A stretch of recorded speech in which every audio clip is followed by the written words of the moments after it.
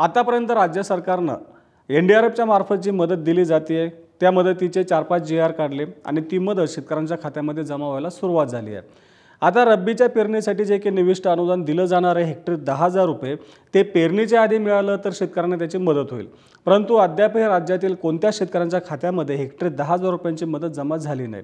एवढंच काय तर जसं NDRFच्या माध्यमातून मदत दिली जाते त्या मदतीच्या निधीला राज्य सरकार मंजुरी देण्यासाठी GR काढते, तसा GR देखील या हेक्टरी 10,000 रुपयाच्या मदतीचा निघालेला नाहीये। म्हणजेच मदतीच्या रकमेला अजून देखील मंजुरी मिळाली नाही। केवळ मुख्यमंत्र्यांनी ज्यावेळी पॅकेज जाहीर केलं होतं त्यावेळी सांगितलं होतं की राज्यातल्या 65 लाख हेक्टरवरील पिकांचं नुकसान झालंय। या 65 लाख हेक्टरसाठी जर हेक्टरी 10,000 रुपये मदत द्यायची असेल तर 6,500 कोटी रुपये द्यावे लागतील आणि त्याची तरतूद राज्य सरकार करेल असं मुख्यमंत्र्यांनी स्पष्ट केलं होतं। परंतु अद्याप 1 रुपयाचा देखील GR काढण्यात आला नाही, म्हणजे कुठल्या शेतकऱ्याच्या खात्यामध्ये हेक्टरी 10,000 रुपये जमा झालेले नाहीत। नेमकी ही मदत कधी मिळणार असा प्रश्न शेतकऱ्यांना पडलाय, कारण मुख्यमंत्र्यांनी सांगितलं होतं की ही मदत म्हणजे हेक्टरी 10,000 रुपये रब्बीच्या पेरणीसाठी देण्यात येतील।